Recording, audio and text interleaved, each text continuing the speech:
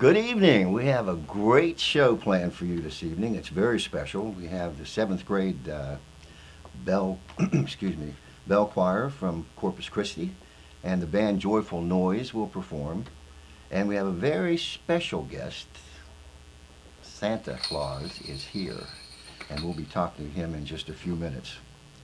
So, what a pleasure it is to start with the bell choir from Corpus Christi. Take it away, guys.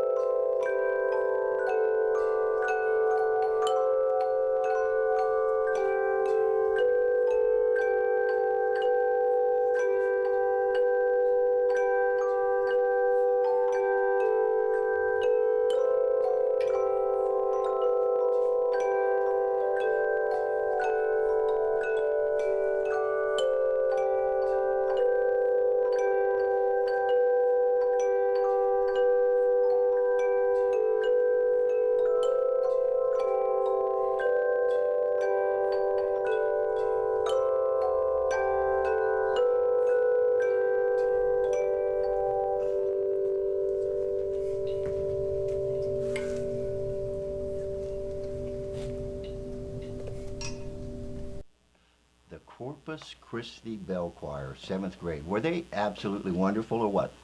We have a lot more surprises coming for you before we get to Santa. He's being very patient with us. But another guest we had tonight had an unfortunate issue and could not get here. So I still want to give her some credit for doing everything that she does, for recording for us so that we can show her to you tonight. Linda Dickinson. She started the band Joyful Noise, and her story is pretty interesting. She's been singing all of her life. About the last 8 years has been with the band. And in 2006, Linda started Joyful Noise Ministries. And she would go to nursing homes and weddings or wherever she could perform. In 2010, she met Lori and Rodney Lucas. And they started playing in the living room and kind of kept that up for a long time. Linda and Kirk Dickinson. The drummer is Brian Geiser. Lori and Rodney Lucas will be performing here in a minute, and tonight they're going to perform Light of the World and O Holy Night. And they would like to wish everyone a very Merry Christmas and apologize for not being able to be here and talk with you. So we're going to go ahead and roll tape and let you see this great band play just for you on this Christmas special.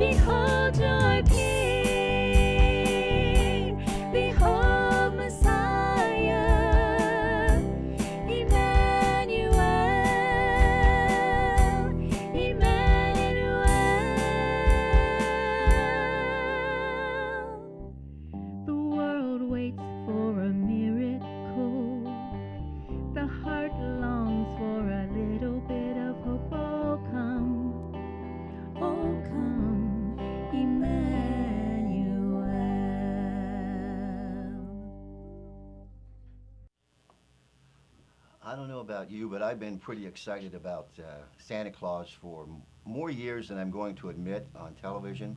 But before my time, Santa was actually going around visiting kids, and he certainly did visit me several times. Thank you for doing that, Santa. Well, you're welcome, Bob. Welcome to our show. Well, I'm delighted to be here. I'm so happy that you took the time to come to St. Clairsville. We really appreciate it. I'm always excited to come to the Ohio Valley. It's a highlight for me every year to come here.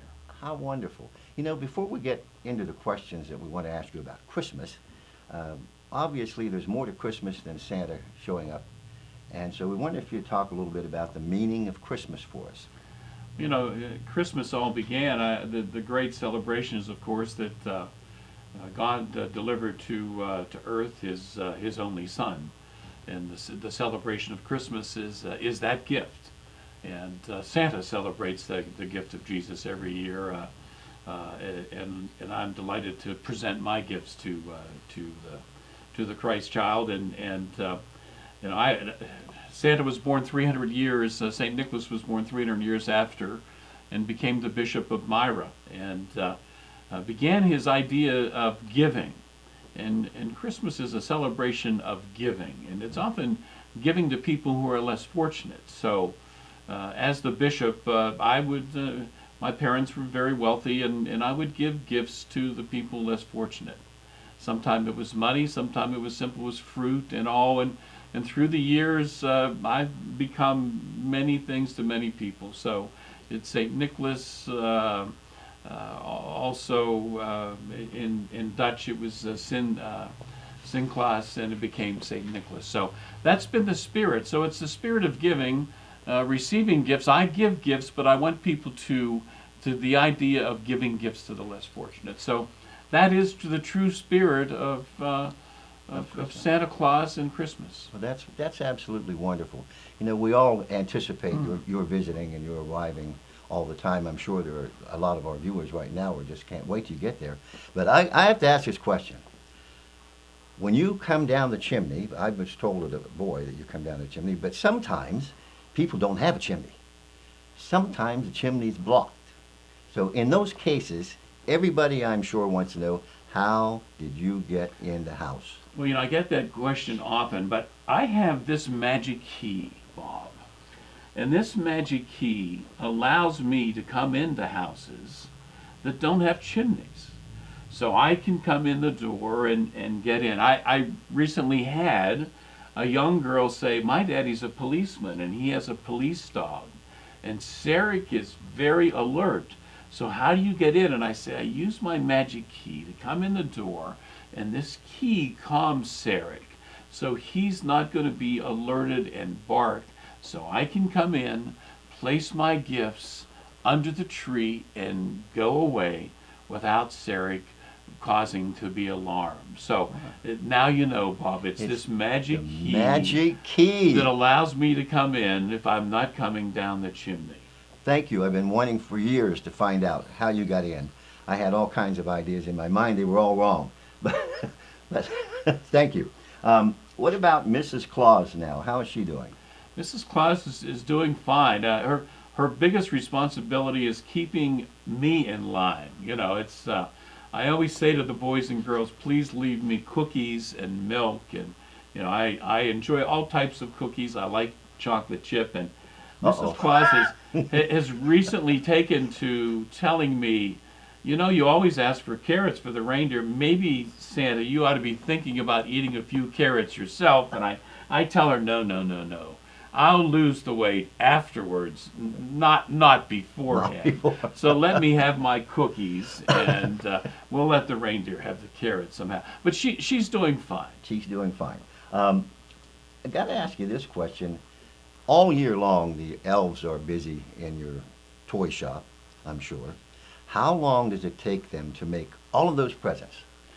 Well, yeah, we are busy all year round, but we really do get busy starting, I guess, probably August, September, and on through, because that's when everybody kind of defines what they really want and understands the gifts that are most popular. So we have many warehouses, and as I tell the boys and girls, oh yes, my Nerf gun warehouses are huge because that is such a popular gift. But the popularity of the gift determines when we really, really get going. Yes, we have some activity all year round, but it really picks up in the month of August. And, Yeah. we have some fun too. Santa goes away kind of in that first quarter. You sometimes see pictures of Santa in some sandals and a Hawaiian shirt, and there's a little truth to that. I do get away a little bit. Little vacation? I mean, Santa's not a young man. He has to have a little relaxation to enjoy himself. So,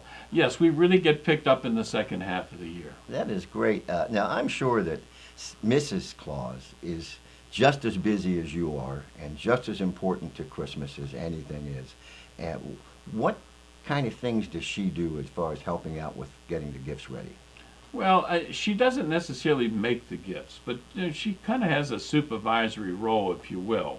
She does kind of keep the elves in line, and she does make sure that she does play a role in understanding what are the most popular gifts for boys and girls. So, in that vein, she is key in that vein. So. That's great. Now, what about, one of the things I've always thought about is, do you ever ask the parents to maybe help get some of the gifts under the tree if you're busy and things are really going on or the weather's bad? Do you ever ask them for help? Well, we absolutely do. So the parents play a special role in that. And I do say this, some boys and girls will ask me for dogs and cats, and that really is the parents' responsibility. Santa's specialty is toys. So if they're dogs or cats, that's kind of the parents' role. So when we come to animals, the parents are heavily involved in that decision. But yes, and sometimes they ask me for cash and cars. It's kind of that too. I mean, my specialty is toys. We make toys. We don't make automobiles in the North Pole. We let General Motors and Ford and Kia take care of those activities. Oh, well, I wondered how that would work out. It's always been a question on my mind. And we all know the song, Rudolph with Your Nose So Bright, Won't You Guide My Sleigh Tonight? Does Rudolph still guide your sleigh? Very much so, because there is fog all the time, and we hear a lot of discussion about weather, and in regards to the climate change and all. But so there are conditions that we need that red nose to get us through the places that are out there. So Rudolph is very key. And I have to be a little careful in the Ohio Valley. We have so many hunters in the Ohio Valley.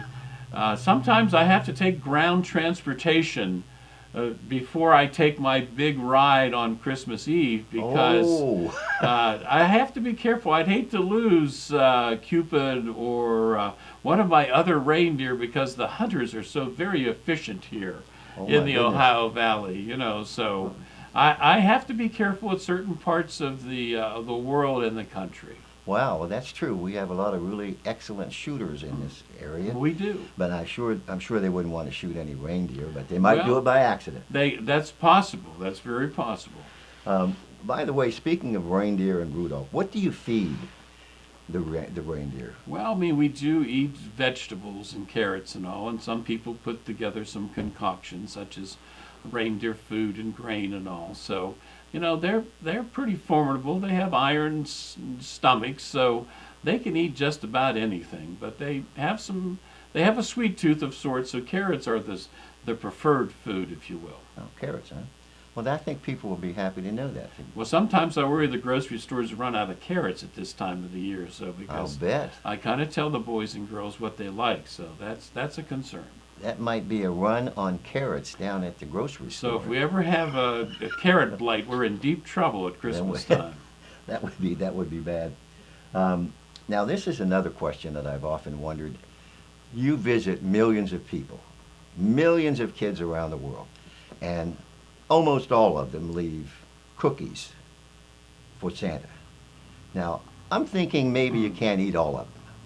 So, do you ever take any of these cookies home to Mrs. Claus and the elves? And we do carry some back, but I do have a large capacity to eat cookies on Christmas Eve. So I do my best to eat most of them, and you know, I've been known to gain 15 pounds in a night on Christmas Eve. Oh, So my. that's that you know that's why Mrs. Claus gets after me. That's why she told me I should maybe eat the carrots as opposed to the cookies. Well, that's really interesting. I wondered about that. Well, we have some other entertainment here that we're going to watch a little bit, and then we're going to come back to you again.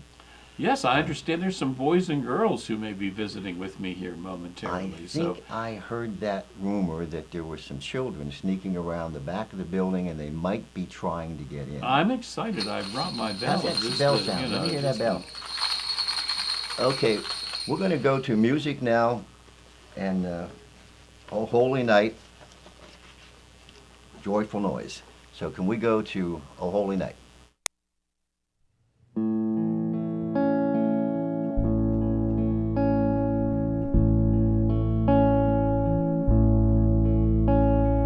Oh, holy night, the stars are brightly shining. It is the night of our dear Savior's birth. Long lay the world in sin and error pining, till he appeared and the soul felt its worth. A thrill of hope, the weary world rejoices, for yonder breaks a new and glorious morn. Fall on your knees. Oh, hear the angel voices. Oh, night divine. Oh, night when Christ was born. Oh, night divine. Oh, night, oh, holy night. Truly he taught us to love one another. His law is love, and his gospel is peace. Chains shall he break, for the slave is our brother, and in his name all oppression shall cease. Sweet hymns of joy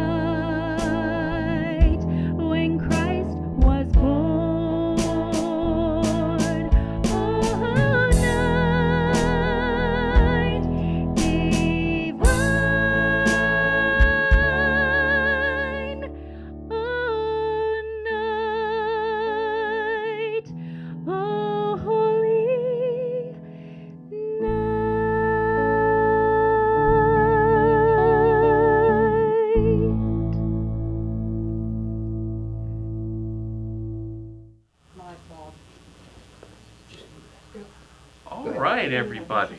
So I'm excited to be here with some great young boys and girls. And I have Layla and Camden and Kylie and Hunter with me. All right, Layla, so how have you been? And how is my elf Dash? Elf is hiding. It's hiding, huh? Can't find it. Can't find Dash? Is hiding really well? Yeah. Well, great. And I understand I looked everywhere. you looked everywhere? Yeah, two of us. You did? You looked everywhere and couldn't find them? Yeah. Oh boy, really doing a good job, huh? Yeah.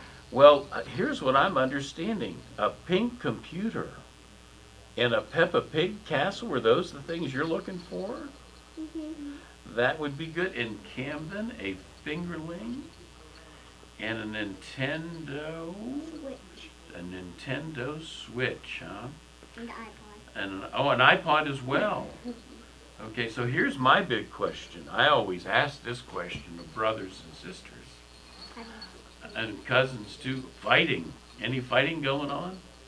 No. No? Okay, because that's important, because if you fight, you get fewer gifts. If you don't fight, you get more gifts. So that's just really, really important.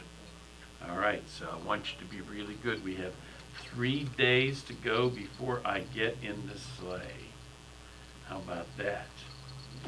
All right. And then Hunter. Did you send me something from Dasher? Something Yeah. from Put-in-Bay? I think I have it up on my mantle. You sent me a globe, didn't you? Yeah. Yeah. Oh my, that was awfully nice of you. So that is really kind of a special gift that you sent me. And are you looking for a fingerling? Is that what you wanted to? No. Well, what else were you looking for? A dirt bike. A dirt bike. Oh, you have to be really good to get a dirt bike. How good have you been? Good. Good? Really good, and no fighting? Yes? No? Yes. Yes, you've been fighting? No. Oh, okay, okay. Well, we'll have to make sure. I'll have to ask Dasher again what's going on, right? Yes. Okay, that's important. And Kylie, on your list, did I hear was a telephone? No phone on your list? Okay, well, There's no a phone. phone. There's a phone on your list, and who you gonna call? Well, then I guess you don't need a phone if you don't know who you're gonna, if you don't know who you're gonna call. Not a telephone. Oh, not a telephone? Oh, well, I thought somebody told me it was a phone. I know a pottery wheel though, right? That was something on your list? No. No, not a pottery wheel. I must be getting bad information from my elves then. So you've been doing well in school though, haven't you? Well, what else is on that list that they haven't told me about? I just want a regular phone. Oh, what kind of phone? What was that you said? Say that to me again. An iPhone. An iPhone. Well, that's what. See, I'm not. And you're 9. Is that true? I'm not sure. I'm not sure if you're quite old enough for an iPhone yet. We'll have to really think hard about that somehow, because that's what I was asking about. And the pottery wheel, that wasn't something you were looking for? It wasn't. Okay. Well, I think that I am really thankful that you all came to see me today. And I want you to really be good the rest of the way, okay? Will you do that for me? And you heard I was talking to Bob about those cookies. You make sure that I will be able to get some cookies, okay? Cookies and milk for me? Well, we're giving you every cookie. Oh, we are, huh? And let's find the elves, all right? Yeah. All right, well, Merry Christmas to you all. All right, and I'll see you soon. Well, Merry Christmas to all of you, and Merry Christmas, Santa. I want to thank you guys for coming in. It was very nice of you to come over and talk to Santa for us. We want to say good night and thank you very much for joining us throughout the year and for this special Christmas show that we've all enjoyed so much. And my name is Bob Connors. I'm your host. We'll be back again in January with more shows, more interesting things, and I think you'll really like it a lot. But we have one more thing before we leave. 'Twas the night before Christmas when all through the house not a creature was stirring, not even a mouse.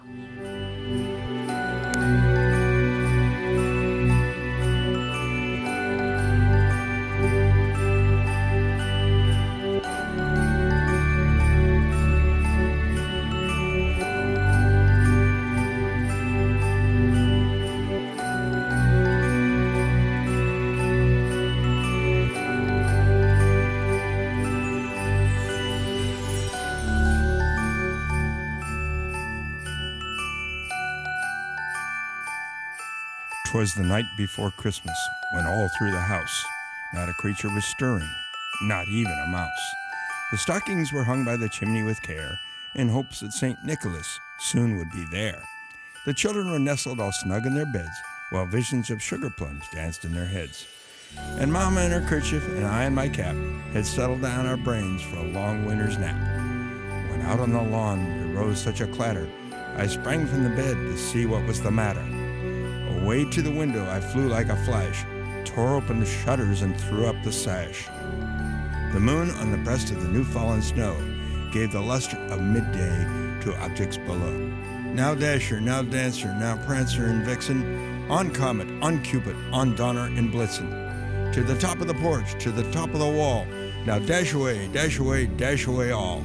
As dry leaves that before the wind hurricane fly, when they met an obstacle, mountain to the sky. So up to the housetop courses they flew, with a sleigh full of toys and St. Nicholas too. In a twinkling I heard on the roof the prancing and pawing of each little hoof. And as I drew in my head and was turning around, down the chimney St. Nicholas came with a bound. He was dressed all in fur from his head to his foot, and his clothes were all tarnished with ashes and soot. A bundle of toys was flung on his back, and he looked like a peddler just opening his sack. His eyes, how they twinkled, his dimples how merry, his cheeks were like roses, his nose like a cherry. His droll little mouth was drawn up like a bow, and the beard of his chin was as white as the snow. The stump of a pipe he held tight in his teeth, and the smoke had encircled his head like a wreath. He had a broad face, a little round belly that shook when he laughed like a bowl full of jelly. He was chubby and plump, right jolly old elf, and I'd laugh when I saw him in spite of myself. A wink of his eye and a twist of his head soon gave me to know I had nothing to dread. He spoke not a word, but went straight to his work, and filled all the stockings, then turned with a jerk, and laying his finger aside of his nose, and giving a nod, up the chimney he rose. He sprang to the sleigh. To his team he gave a whistle, and they flew like the down of a thistle. But I heard him exclaim, ere he drove out of sight, "Merry Christmas to all, and to all a good night."